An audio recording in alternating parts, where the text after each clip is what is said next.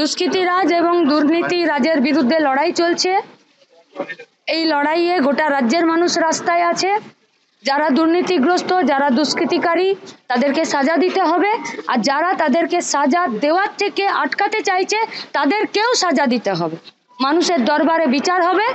আজকে সিজিওতে এসেছিলাম, রাজ্যের পুলিশের কাছেও কথা যে দোষীদেরকে দ্রুততার সাথে শাস্তি দিতে হবে। দেহটি নিয়ে যাচ্ছিল, আপনি আটকানোর চেষ্টা করছেন, ছবিটা ভাইরাল হয়েছিল। কোথাও কি পুলিশের অতি সক্রিয়তা দেখেছিলেন?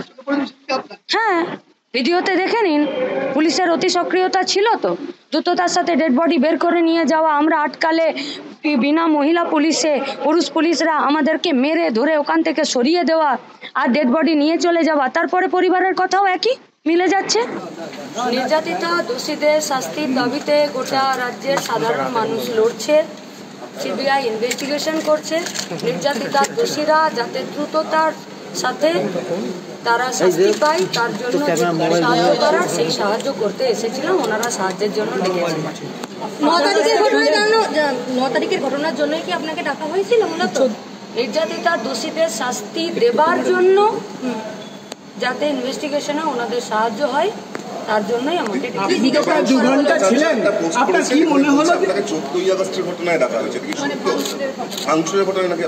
সিবিআই কি ওনাকে বলেছেন? আমাদের একটাই কথা, গোটা পশ্চিমবঙ্গে এই ধরনের অন্যায় এবং অপরাধ, এটা খুবই নৃশংস এবং নারকীয়, এবং তাকে চাপা দেওয়ার প্রচন্ড রকম চেষ্টা, তার সাথে আন্দোলনকারীদের দমন পীড়ন, আন্দোলনকারীদেরকে দমন পীড়ন করা, অপরাধীদেরকে আড়াল করার চেষ্টা করা, এই কোনোটাই সফল হবে না। তার জন্য এই লড়াইটা যেভাবে রাস্তায় চলছিল, রাস্তায় চলবে। মিথ্যে মামলা দিয়ে, হামলা করে, টাকার গামলা ব্যবহার করে এরা প্রতিবাদীদেরকে রাস্তা থেকে সরাতে পারবে না। লড়াই চলবে, নির্যাতিতা দোষীদেরকে শাস্তি দিতে হবে, সেই হিসাবেই লড়াইটা চলবে।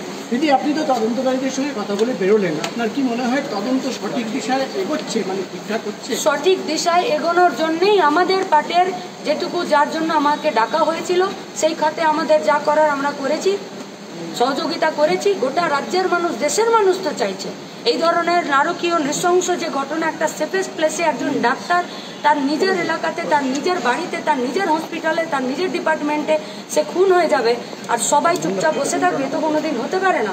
তার বিরুদ্ধে লড়াইটা চলছে গোটা রাজ্যে। এদিকে ডাক্তারবাবুরাও লড়ছেন, তাদেরও শুনছি নাকি তাদেরও টেন্ট ফেন্ট খুলে দেওয়ার ব্যবস্থার চেষ্টা করছেন।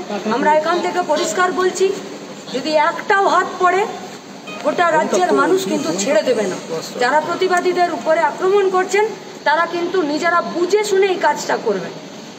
আজকে সকালে দেখা গেল ডাকলে অবশ্যই আসবো।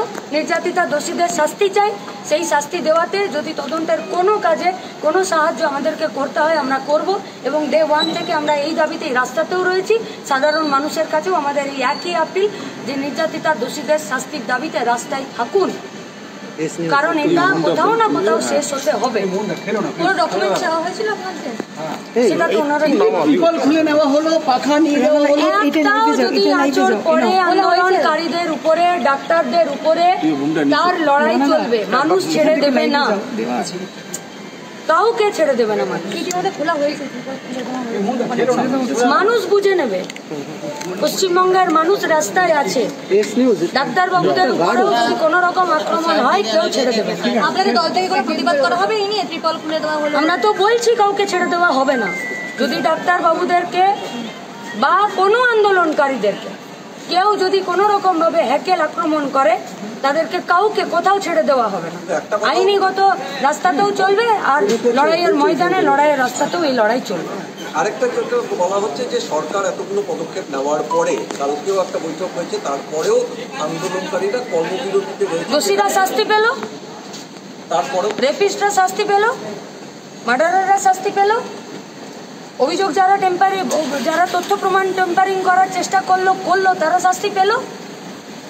কিসের ব্যবস্থা, কিসের ব্যবস্থা, কিসের ব্যবস্থা হচ্ছে? তাহলে ব্যবস্থাটা কিসের হচ্ছে? কোন সমাধানের পথে এগোচ্ছে? অভিযোগ টেম্পারিং, তথ্য প্রমাণ টেম্পারিং কারা করলো? রাজ্য পুলিশ করেনি? হসপিটাল থেকে শুরু করে তারা করছে না? কোন দিকে এগোচ্ছে? কারা আটকাচ্ছে দোষীদেরকে শাস্তি পাওয়ার থেকে? কাদের ভয় লাগছে? কারা ভয় পাচ্ছে? কারা আন্দোলনকারীদেরকে পুলিশে সমন পাঠাচ্ছে, অ্যারেস্ট করে নিচ্ছে, মারছে, ধরছে? কারা? আচ্ছা, তাহলে কি এটা অনির্দিষ্টকালীন কর্মবিরতি এটা কি চলতে পারে? কি মনে করছেন? ডাক্তারবাবুরা সিদ্ধান্ত নেবেন। গোটা পশ্চিমবঙ্গের কোনো রোগী বলেছেন কি যে আমরা ট্রিটমেন্ট পাচ্ছি না? পশ্চিমবঙ্গ সরকারের 2018-র পর থেকে হেলথ ডিপার্টমেন্টের কোনো ডেটা আছে? সুপ্রিম কোর্টে তো বলছে জয়েন করতে ডাক্তার। পশ্চিমবঙ্গের হেলথ ডিপার্টমেন্টের মন্ত্রীর তাদের যে ওয়েবসাইট আছে, তাদের যে ডেটা সেন্টার আছে, সেখান থেকে 2018-র পর থেকে কোনো ডেটা আপলোডেড হচ্ছে? আজ 19শে সেপ্টেম্বর কতজন পেশেন্ট সরকারি হসপিটালে এসেছে, কতজন ট্রিটমেন্ট পেলো, কতজন রিফিউজ হলো, কি কি অপারেশন হলো, পাওয়া যাচ্ছে? কে দিচ্ছে তথ্য? কিন্তু সুপ্রিম কোর্টে গিয়ে তো রাজ্য সরকারই বলছে যে কয়েক লক্ষ মানুষ ট্রিটমেন্ট পায়নি, কোথায়? 29 জন মারা গেছে বলা হচ্ছে। কি ডেটা? ডাক্তারবাবুরা লড়াইয়ের আন্দোলনের পথে যা সিদ্ধান্ত নেবেন সেটা তাদের সিদ্ধান্ত। রাজ্যের মানুষেরা নির্যাতিতা দোষীদের শাস্তি চাইছে। আমাদের ভিডিও ভালো লাগলে লাইক এবং শেয়ার করুন। কমেন্ট সেকশনে গিয়ে জানান আপনাদের মতামত। আরও ভিডিও পেতে আমাদের চ্যানেল সাবস্ক্রাইব করুন এবং প্রতি মুহূর্তে খবরের আপডেট পেতে প্রেস করুন বেল আইকন।